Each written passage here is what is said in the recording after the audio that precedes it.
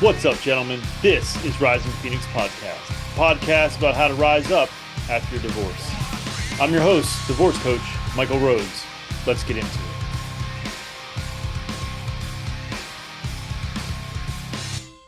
Hello, and welcome to the show. This is episode 167. This is another solo one, obviously, and I'm going to kind of reinforce some things that I covered previously in the last solo one. As I said, I record these things late on Monday nights. It's currently 10:03 p.m. on Monday, the 9th of December.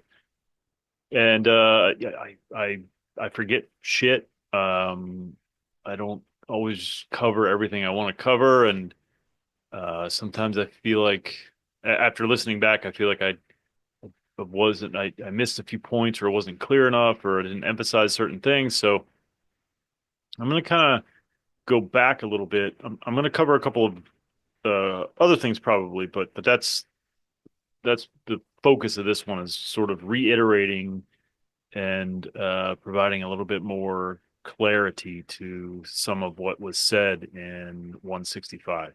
But first, let's cover the locations, the new locations or the new listens. First one on the list, Johannesburg. I assume that's South Africa. It says Johannesburg, Gauteng, Gauteng. I should probably edit this because I probably sound like a fucking idiot, but I'm too fucking, I don't know. Who fucking cares? You listen to 164.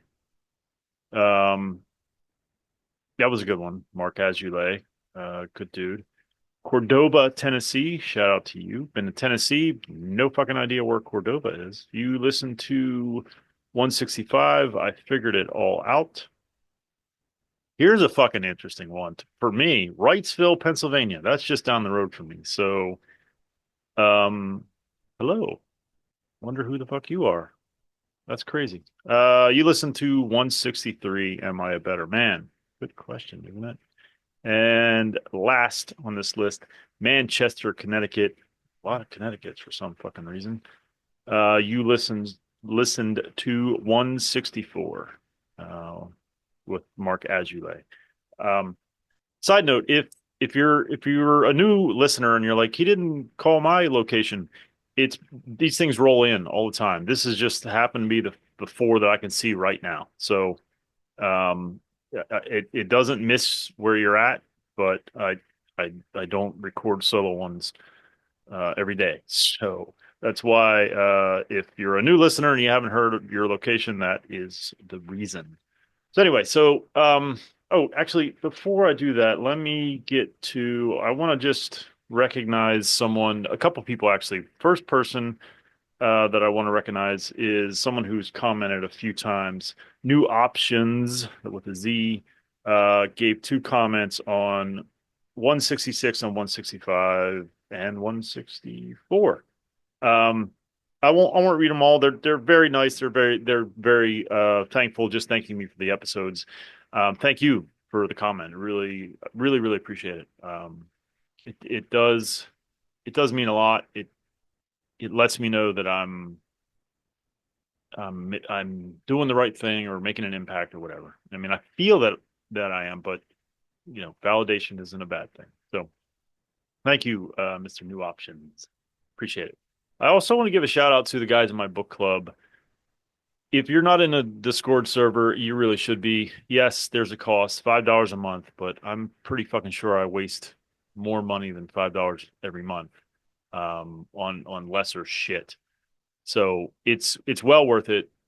This is not an ad for it, but I'm going to take a moment to thank those guys that are regulars in book club.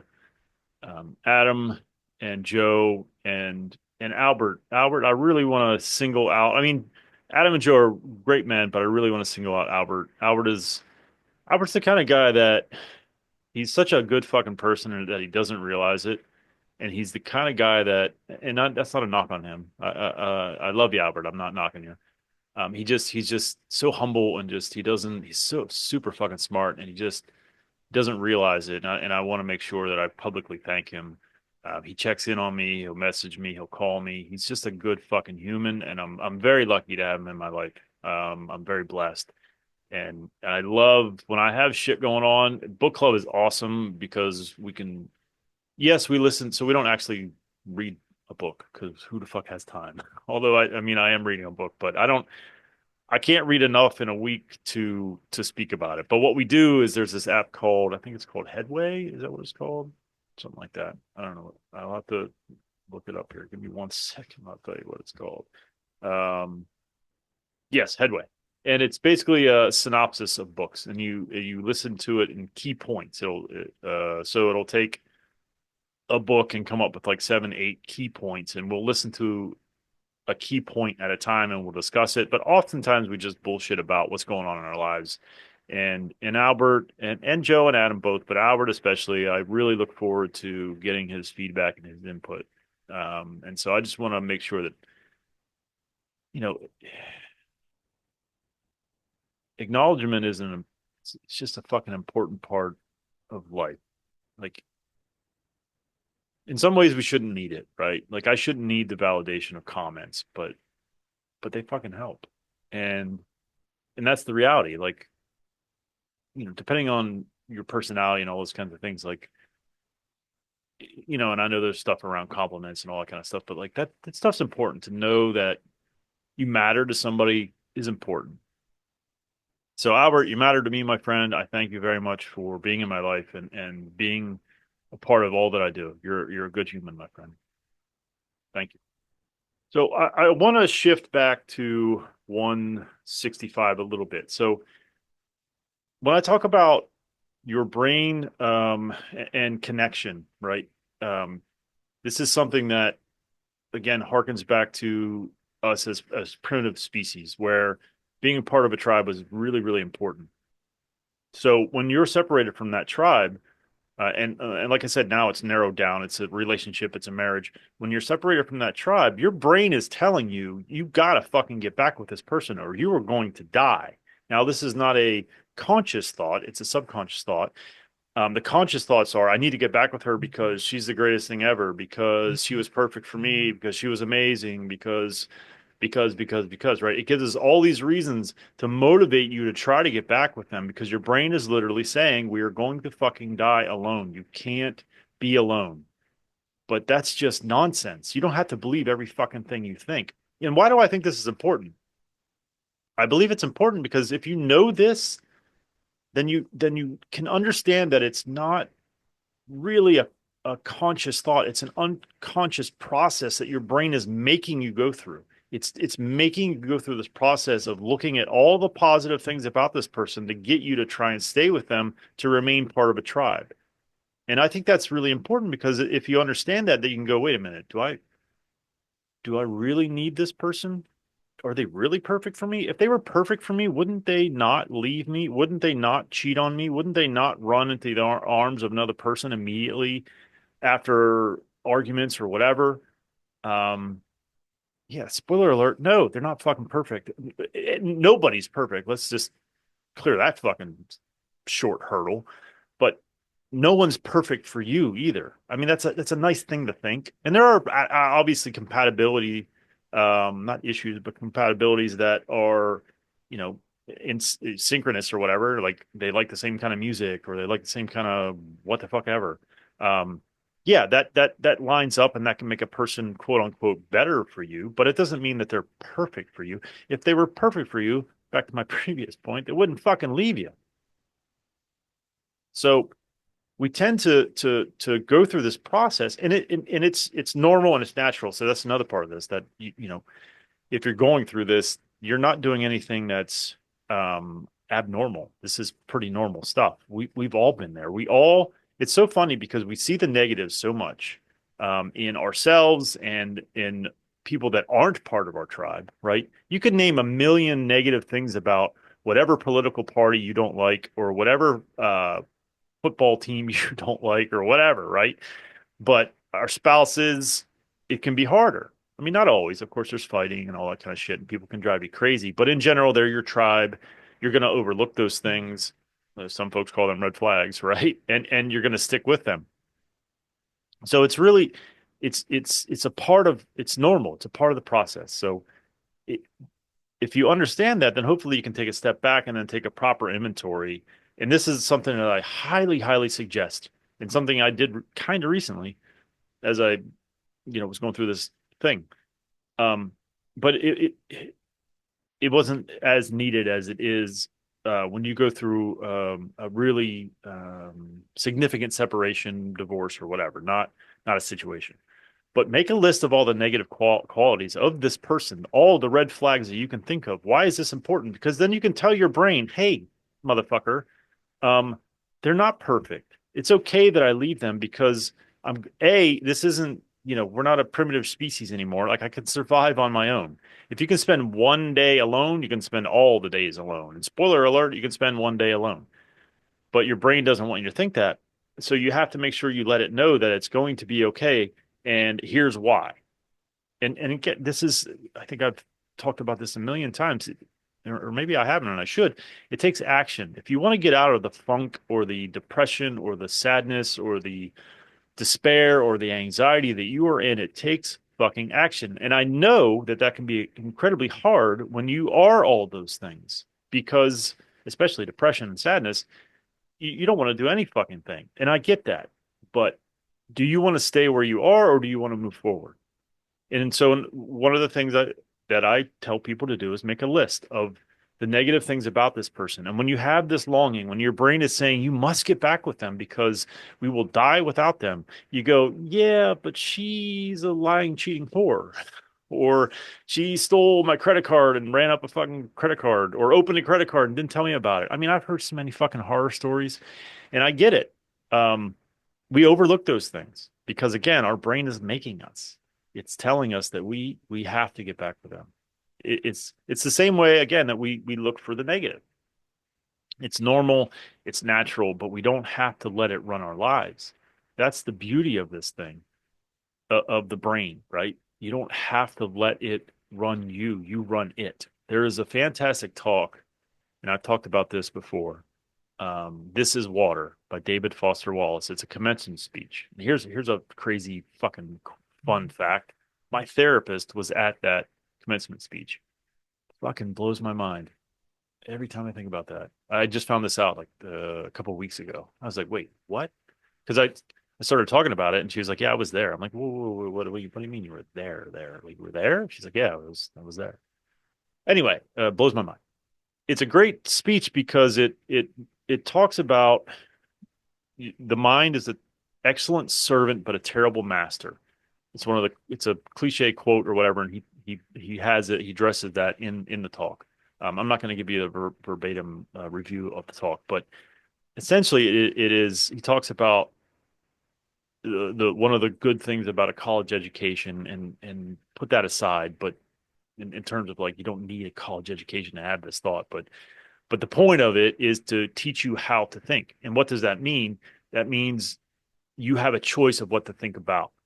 And he goes through this long diatribe, and I mean, it's just an excellent talk. And he's a bit of an atheist, I guess, or maybe agnostic, and so there it might rub you the wrong way a little bit, but just fucking ignore that. Look at listen to the context of it, listen to the meat of what he's trying to say, and that is you are in control. It is up to you. It's hard, as he says. I think he says this is imaginably hard, but it's possible. And if you're able to, I mean, this is the heart of everything. If you're able to be mindful and control, not control, sorry, manage your thoughts, you're so far ahead of the game. This is a hard thing to do, but it is possible. You can't let your mind run amok. You can't just be passive. You have to be active in your life, in your recovery from divorce. If you think that if you keep doing the same fucking things you've been doing, that you're going to get any better, that you're going to feel any better, you're out of your fucking mind. You're actually, you're probably not listening to this podcast, honestly, sadly. And I think that's kind of all I have on. I just wanted to reinforce this because I think it's incredibly important. I did want to talk about one more thing. And I know this is quick, but I'm fucking tired. I want to go to bed. And I don't want to drag this out. But I want to talk about one more thing, and hopefully it doesn't take too long. But running the Facebook group is both a pleasure and a pain, and I'm grateful for the men in there that get it. Sadly, there is a lot that do not, and I guess I'm going to sort of address those folks are away in a way, or at least how I handle running it. Because I have removed folks, and I've never lost a wink of fucking sleep over that. And I've gotten emails and messages and this and that, and just all kinds of shit. But here's the thing: I'm trying to cultivate a space where hope is the dominant force, maybe, or at least the dominant narrative in the group. And if you're worried about trying to find the next partner immediately, that's all you care about. And by the way, can we, fellas, please stop joining the dating group if you're less than at least 6 months out. We got guys joining the dating group who had their exes haven't even fucking moved out yet. Jesus Christ. Anyway, I digress. If you're concerned only with dating, if you're so bitter and angry that you can't see anything but vitriol and misogyny and hatred, then you're in the wrong place. I'm trying to cultivate a place that is hopeful, that gives men hope, that doesn't tell them that all women are terrible, that you need to just go find another one. Men are dying because they don't know how to manage their emotions. And I'm trying to cultivate a place that allows that, that allows for men to be vulnerable, that allows for men to open up and to share and to bring their pain and their burdens to others. And if you're not in line with that mission, then you got to go. And here's the thing that is wonderful. You can go join another divorce support for men group or just a regular divorce support group. You can go start your own. You can do whatever the fuck you want in your group. In mine, not so much. Now, I do try to give the benefit of the doubt for those that are super angry. In fact, we had a gentleman today, I won't name his name, who got a comment removed and the group received a Facebook violation because of it. Normally, I would remove that motherfucker. I'm not because I understand he's in a lot of pain, but he's only got a limited period of time for my grace to be given because I'm trying to cultivate a place that doesn't give in to the lowest common denominator, to the easiest thing, to the anger, to the bitterness. Yes, there's a place for that.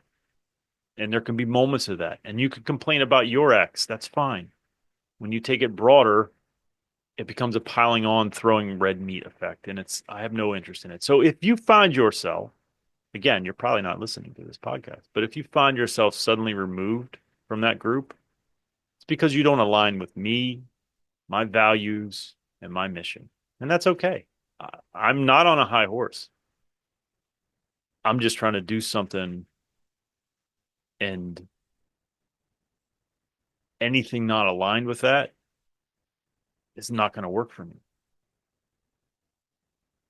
But I encourage you, if you feel that you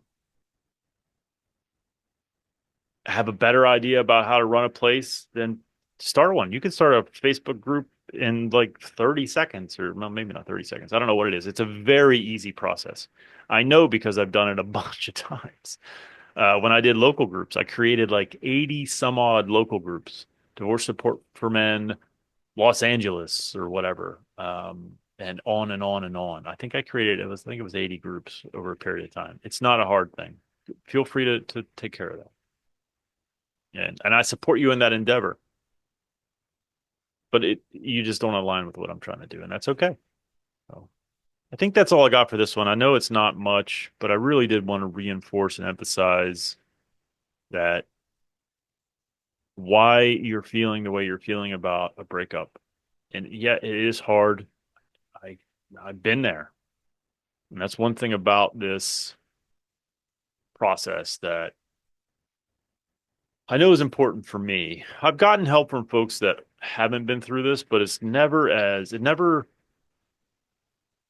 feels as, or I never receive it as significantly. I don't know the wording here. But when I know someone else has been through it, then my ears perk up a little bit more because it's just a devastating thing and you can't put words to it.